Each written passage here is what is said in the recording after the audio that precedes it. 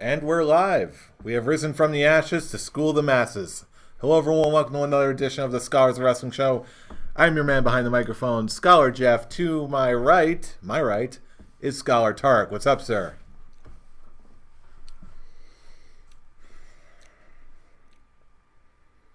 Can I help you, sir? I'll start acknowledging you when you get the introductions right. Okay, well, I guess I'm doing this on my own then. I'm waiting. I am not. Must you? I must. I told you this as long Scholars of Wrestling Champion, Scholar Tarek. Well, hello everyone of the internet. That is right. I am the Scholars of Wrestling Champion, Scholar Tarek, and of course, this one here. Hello, Scholar Fool, ScholarJeff. It's nice to have you back at least.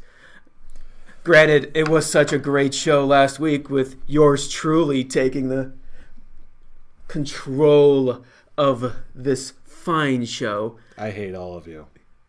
You hate all of me? Yes, I hate all of you. Well, all of me hates all of you. It's just hurting you, isn't it? The fact I could just keep going with this and it just won't stop. Because like I said, Scholars of Wrestling Champion for a long time. Until that belt gets taken away, and never. For the sake of all of us here, I hope it does.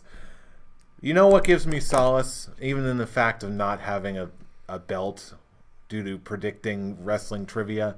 Terribly. That's why you don't have the belt.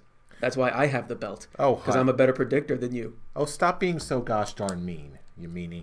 I am just a great champion that's a very smug, and I'm very good at being the smug champion. And I'm going to continue being that smug champion as long as this is where it belongs, on my shoulders. But you know what really does give me solace? The world of wrestling. Because that's why we're all here, right? We're all here to talk wrestling, enjoy everything that the world of wrestling has to offer, at least for the week. But one thing that I really do enjoy is just all the different crazy things that happen in the world of wrestling. And we're going to get right into them with a little segment I like to call Backstage News. Indeed. We should just go ahead and peek behind that curtain as we do every week and check in on a little Backstage News. News. No Brian. So yeah. There's no meh. And there won't be a meh because all the mehs were taken away. Meh from the land of wind and ghosts. Meh from the tears running down his face knowing that I still have this glorious belt. That's right. I'm going to continue the smuggingness. It won't end. And just like when you weren't here with Dave and Pete, these are the tears of Scholar Brian. And they taste delicious. Yeah, whatever makes you sleep at night, sweetheart. Oh, I sleep perfectly. Well, you may be enjoying the tears of your fallen enemies or the lamentations of their women or whatnot. The tears of my fellow scholars. But I, for one, am drinking someone else's tears. Specifically the tears of one Rich Swann, who was released this week from WWE.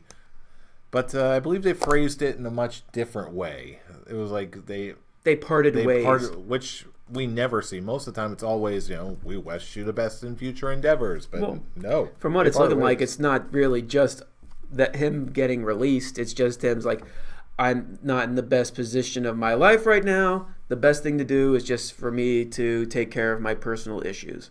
Which is respectable, but still, it's a shame. I honestly really liked Rich Swann right from the get-go, honestly. It's really a shame that he's missing this new reinvention of 205 Live under the watchful eye of the game.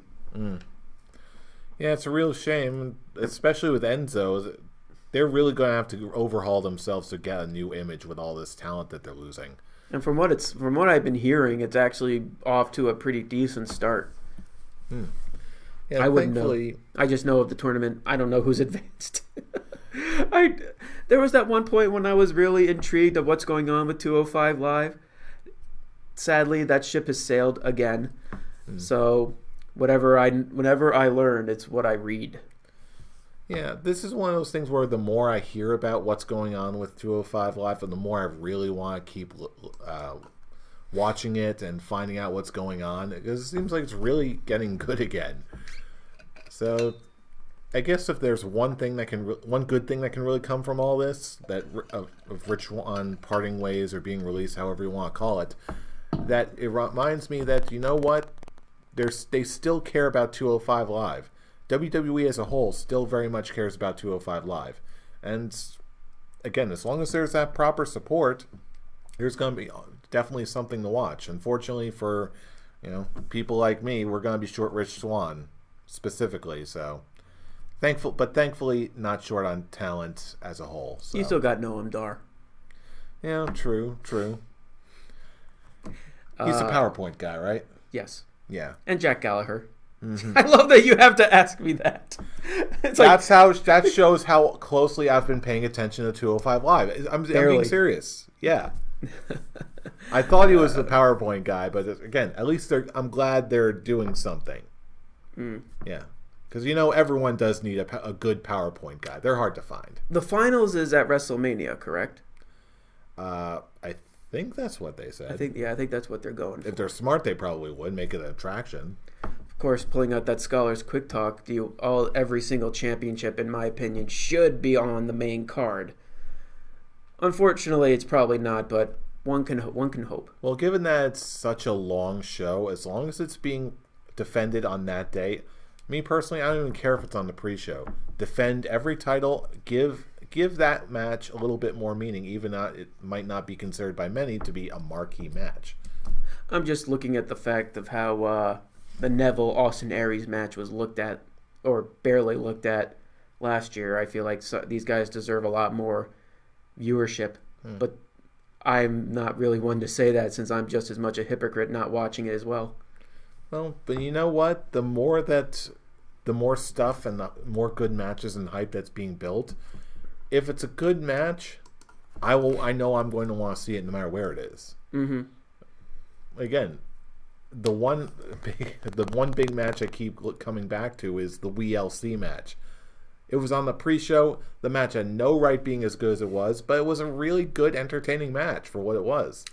I remember. And there's been plenty of other matches that have been really compelling, really fun, and they've been on the pre-show. So I think being there live adds a lot more to it. It probably would have been a completely different story watching it on TV. Very true. Also, again, there's so many different elements, but again, it's way too early to be digressing this much.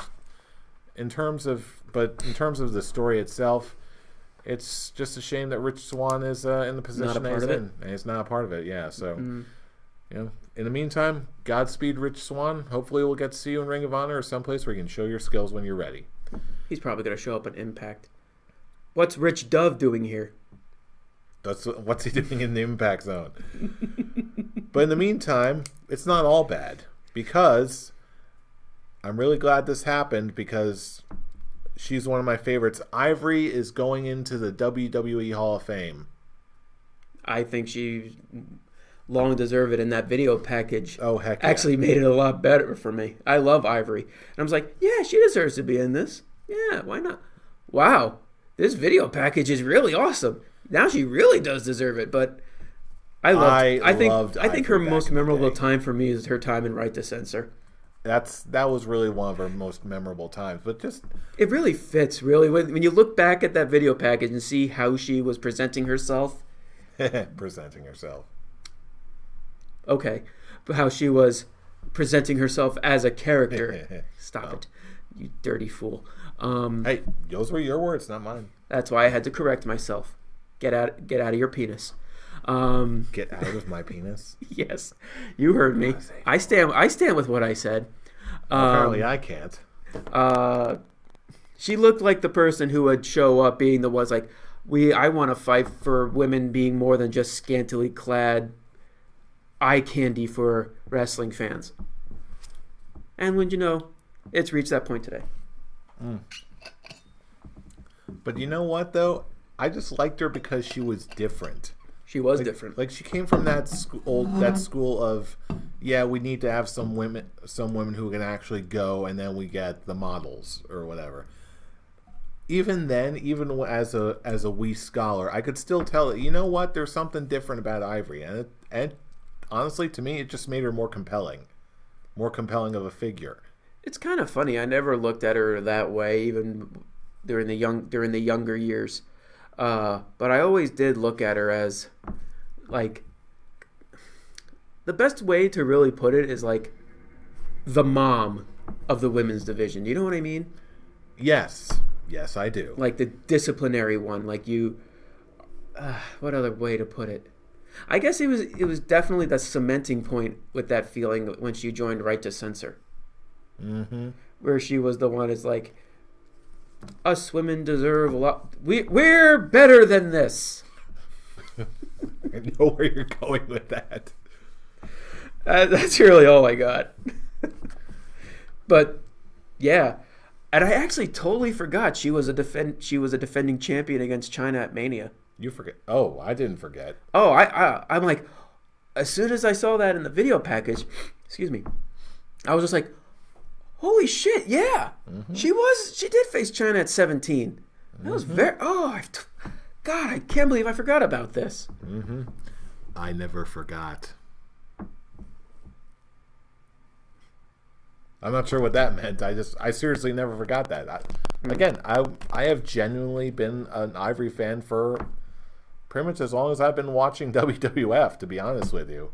It was weird at that time, during that like Attitude Era with Ivory. My woman of choice was Tori. Yeah, and honestly, and it's not just because she was girlfriends with Kane at a time period. Well, to be fair, she also was a very good-looking woman. Mm-hmm. And that's sort of what was going on. It's like you had like a whole bunch of like bombshell women who looked like way like what you typically consider like model pretty, but you know, Ivory was a very attractive woman in her own right, and she could go. That's what made her more.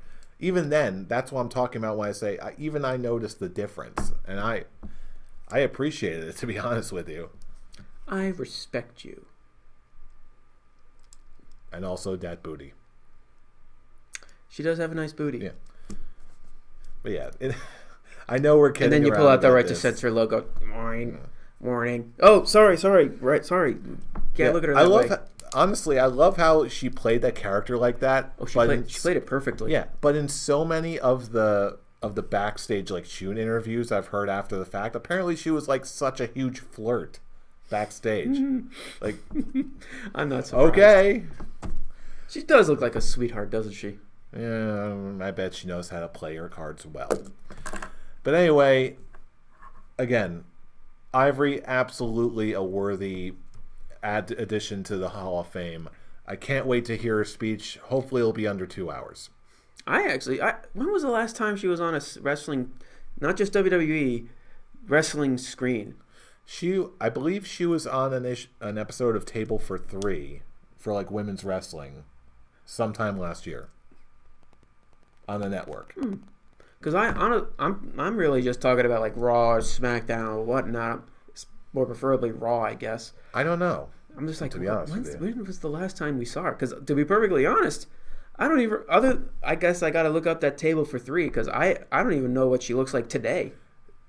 She pretty much looks the same, to be honest with you. She looks good. So, again, I would love to see her in the Women's Royal Rumble next year, but you know, who knows what sort of shape she's going to be in. If she's going to be she certainly looks the part, but is she going to be ring ready? Who knows? I don't know. Probably more ring ready than Lita was. Well, you could say that for her entire career. But anyway, that's beside the point. I know I'm going to get heat for that one. But in any case, before we move on, we do have one more bit of backstage news, and that is the apparent announcement of upcoming dual brand pay-per-views after WrestleMania. It's going to be starting with Backlash. Oh, it is going to be Backlash. Okay. Backlash is going to be the beginning of that. People are even getting emails saying that it is going to be a Raw and SmackDown event, which is at Prudential, so we may need to look into that one. But But yeah, this is the start of basically them announcing that all pay-per-views are going to be dual-branded shows. What's your take on that? I think depending on how they execute it, honestly, given the way that some of the rosters have been handled recently, I can see this as being a very good move, provided that they have the shows are long enough, and they actually give enough attention to every single match.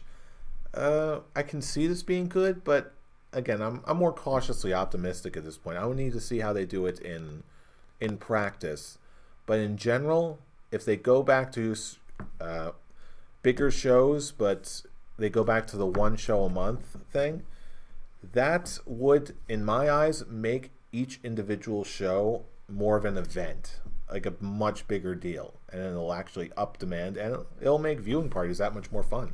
From what I understand, I believe I have the list, at least the old list, on the phone. And when it comes to the pay-per-views this year, only 2 months actually have 2 shows. I don't know if they're planning on getting rid of that. That's September, having Extreme Rules and Hell in a Cell, and let's see, January. Well, in any case, and May with Backlash and Payback. The only thing I could probably think is, would they drop one of those shows in the month instead of having 2 shows? It's just going with the one show a month, which hope so. The other shows have. Excuse me. And it would just be the question on which show they would want to get rid of, but yeah, I hope that's what they do, not just to consolidate and make better shows, but also to make it would make everything more prestigious. Like the people on each individual show in kayfabe would need to fight to get on one of these big joint shows, and now also even differentiate them more from just a regular weekly Raw or SmackDown. Actually, the more I talk and think about this, I'm actually getting really interested in this idea. I think it's a great one. I remember my initial reaction at first was I wasn't a big fan of it, because I guess the way I was looking at it was more if they decide to get rid of the brand extension period, because I'm like, oh, what is this going to do with some of the lower card talent that have been getting TV time, but because as I was looking at it, they were losing. You have some superstars losing TV time over this. But then I'm like, it is just the pay-per-views. The more I keep thinking about it, and granted, some lower card talent may just be reverted to the pre-shows, but at least they'll still be getting on.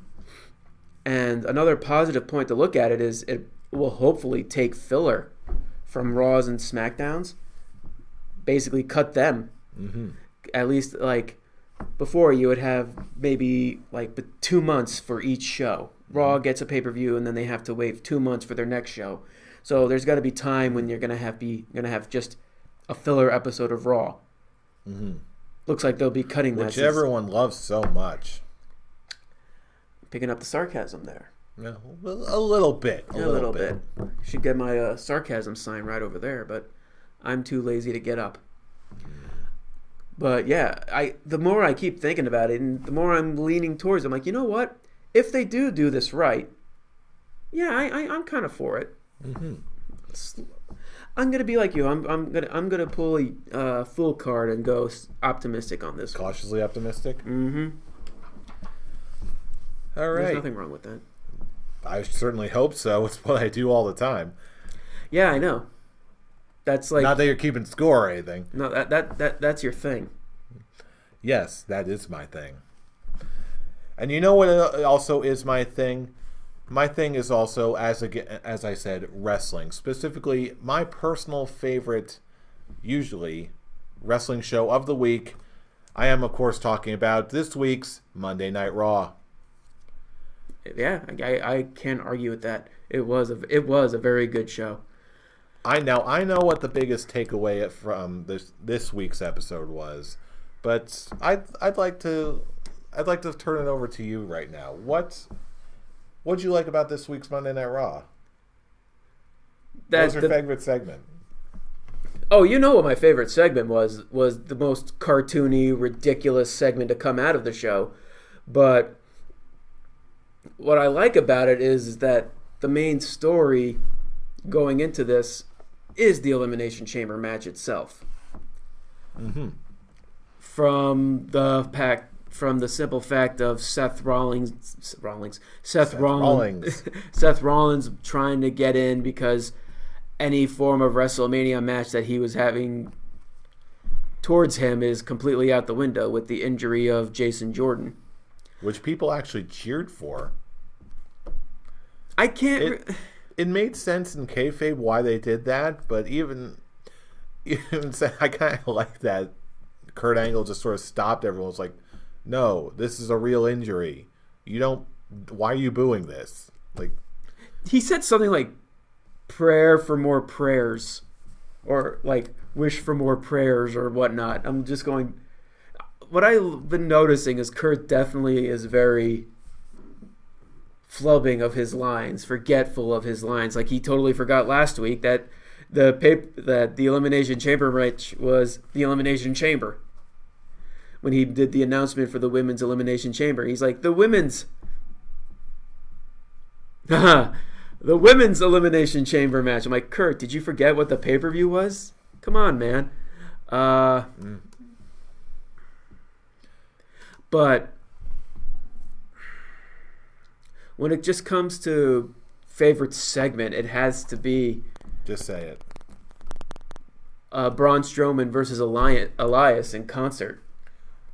You mean Braun Strowman and his giant oversized bass. His double bass? His double bass. Man. That was... Especially when he started strumming it like in like 5 seconds in, he just breaks it with his giant beef fingers. It was just the most... He just like strums it. I just remember, of course, Elias coming... The whole segment, Elias comes out, does his normal thing, showing that he is such a great heel. Granted, I do have my personal opinions on him being in the chamber match, but I guess I'll discuss that later. He's just continued very good to get the crowd on his side, and then he have them turn like that. I just love the whole WWE stands for Walk with Elias. I like to walk with Elias. And, of course, he's calling out his opponents. And then he brings up Braun Strowman. And then Braun Strowman is sitting on stage with his double bass, snapping it 5 seconds after playing the damn thing.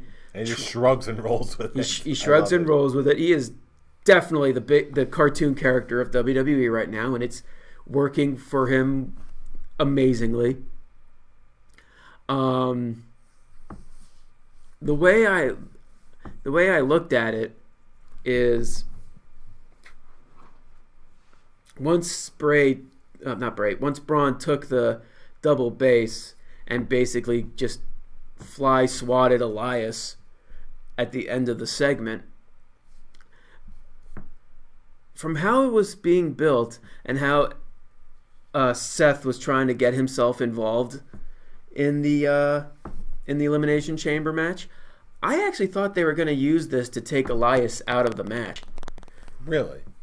Just because, like I said, I love Elias. I love what he's doing. He still needs some work in the ring.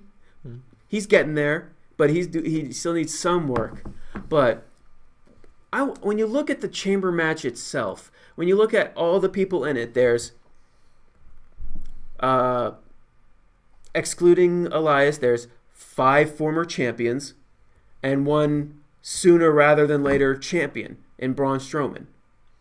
And then you have Elias, who, like I said, I love him, but he's nowhere near that position to be put in a title match, or at least number 1 contendership for a title match. Jinder Mahal. Yes, you could pull the Jinder argument, but I'm still standing with it.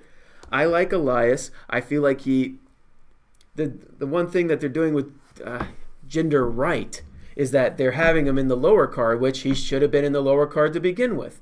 This is just another case of being pushed to the top too soon, in my opinion. Like I said, I like Elias. I actually do think he actually has a future, and he could later, way later than sooner, he could be championship material. What if? But that to me is a good point, a good reason why Elias should be in this match, because mostly for two main reasons. Number one, he's way more over than someone like Jinder Mahal ever was, and number two, because this is a multi-man match, he doesn't need to win. Well, it's obvious who's going to win, but we'll save that for our prediction show. Smooth. That actually worked really well. Yes, I am. But anyway, while we're talking about Elimination Chamber, why don't we talk about what the latest developments was with the upcoming Elimination Chamber match? Because apparently we got 2 final entrants in this match. We do have 2 final entrants. When it came to, at first, it was a fatal 4-way for the second chance for all the people who lost their match, their first opportunity at the Chamber match. And then Seth Rollins comes in, is like, well, at first, he may be saying he deserves a spot at WrestleMania. Like Jason Jordan is missing his opportunity to be at WrestleMania. I get it. I don't want to lose my opportunity. But no, it's like, dude, I don't have a storyline going into WrestleMania. I need to do something here. I'm going to be off the Elimination Chamber card if I don't have anything. Kurt, get yourself another tag team partner. Boo! Nobody wants to see Seth Rollins in another tag team match with The Bar. Granted, when you look at the tag team division as a whole, there really are 3 teams. The Bar, Revival, the Club. Or should it be called Balor Club now? It kind of is the Balor Club now. I guess just, Balor Club. Very lackluster Raw tag team division. But, hey, at least you get to have, let's see, what do they call, what does Sheamus and Cesaro call the tag team belts? Larry and... Mo? No. Curly? Larry and Peaches. They called it, yes, Sheamus and Cesaro called it the Raw Tag Team Championships, Larry and Peaches. Because why not? Of course, people's response to it is, Larry? Larry! Larry! Larry! Or, in my case, I'm just looking at Peaches. Okay, Heifer. Pfft, that's a great name. Hey, Peaches, you got any food around here? You don't get it, do you? 7 deadly sins! Gluttony! Glutton! You are a glutton! Gluten? Gluten. I wish I didn't love that. I really do. But yeah, going into the Chamber match, apparently we've got both Finn Balor and Seth Rollins coming out last for the Elimination Chamber. No, it's not that they're coming out last. That's Elias. Oh, that's Elias. I got that. He's the one coming out last. It's Never mind. When Seth inserted himself into the Fatal 4-Way, which now became a Fatal 5-Way, last chance. So they changed it because it's not second chance, it's last chance. Seth and Finn both pinned Bray Wyatt, of all people. Poor Uncle Bray. Poor Uncle Bray, indeed. And of course, people are thinking, oh, this is going to be an interesting development next week. Maybe they'll have a singles match to determine who gets the final spot. No, it's just Kurt on Facebook. Kurt Angle, oh yeah, you're both in the first ever 7-man Elimination Chamber. So apparently 3 men start the Elimination Chamber. Because I don't see them building a 5th pod.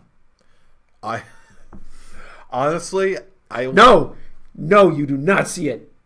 What do you think I'm seeing? You're gonna say something about, yes, they could put in a 5th pod. No, that's not what I was going to say. They're gonna have someone share a pod with someone. Yeah, I want to see Finn Balor and Seth Rollins share a pod, and they're just like crammed in there, like, "What the hell are you doing? Get off me!" They're like punching each other in the pod. Damn it, Seth! Why did you bring? Wouldn't that be hilarious? Damn it, Seth! Why did you bring a pipe in here? What pipe? I didn't bring a. Oh. Ew. In all seriousness, though, yeah, I don't. It looks like they're just gonna start 3 guys in. See, that would be. I feel like that would be a missed opportunity, even though that would be perfectly logical. I feel like that would be. I don't think it's logical to have a bar joke in there. I think, but you know what? This is wrestling. Since when does logic even matter? It doesn't. Come on. The man. Rule of cool. We have one of the guys in the chamber match who flipped over a truck and an ambulance. That's perfectly logical. Pulled scaffolding off he tipped scaffolding over with a hook. Yeah. Okay, that last one actually could technically happen, but picking up a semi-truck and a ambulance? Yeah. And bench pressing it while eating some nails. Yeah. And taking a bite out of a hammer. Well, yeah. Braun's a beast. Yeah, Braun Strowman is a very large man. He's a large man who knows his physics, and that's how he was able to accomplish all these things. When you understand physics, and when you're that large, when you grow up, you too can pull that off. But until then, Braun Strowman is our hope for our future. Okay, so continuing on, what else happened on Raw? Yes. We had a pretty good match with the evil Sasha Banks and the lackluster Bayley. And it actually was a very good match. Yeah, actually, I like this match. I don't know why you're calling it lackluster. Oh, I said Bayley is lackluster, and Sasha is evil because she's a bitch. She's the boss. She's the boss of bitchness. But like I said, all aside, these two definitely know how to work with each other. I definitely like Nia Jax showing up and just destroying both of them. And you had the fish face Charlie. That's right. I'm still calling her that. Coming, it's like, why? Oh, Charlie Caruso. Yes. It took me a minute to who's what? Oh. I'm sorry. To me, she looks like a fish. But that apparently is just me. But I'll still stand by it. She asked, you took out Bayley and Sasha Banks. What's up with that? I wish she said it like that. She's like, why? And he's like, well, these two women took Ahsoka to her limit. And I just destroyed them in a matter of seconds. So, the same is going to happen to Ahsoka. Maybe. Not really. It's going to be a fun match too. But, in all seriousness, when it comes to the Raw Women's Division, it's actually building up to something. With Sasha, Bayley, and Nia, and Asuka. And then you have... Alexa Bliss and Mickie James forming some kind of union against the Absolution. What? Oh no, nothing. Continue. No. There's something brewing in that noggin of yours. No. I just like the way this is going. Do you? Yes, I do. Because there's something. No, it's building up to something that you're just gonna throw out of nowhere, like El Dandy. What? No. El Dandy is the example. You're building up to something amazing, and then you're just going to throw El Dandy at me. No, I'm legitimately enjoying this build for this match. The women's elimination chamber? Yeah. And the fact that you're deliberately mispronouncing one of my favorite wrestlers' names just to attempt to spite me, which... Ahsoka? Yeah, her. I'm the worst, aren't I? Or, one other thing that I do want to bring up is that, I'm surprised I didn't bring this up earlier, the fact that it was announced that, speaking of the women's division, Ronda Rousey is going to be signing her contract for Raw at Elimination Chamber. Thoughts on this? Yay? That's it? Okay. Where's the fact that she'll be Raw exclusive, which I didn't expect? Really? Yeah. You thought what? Do you think she was going to go to SmackDown?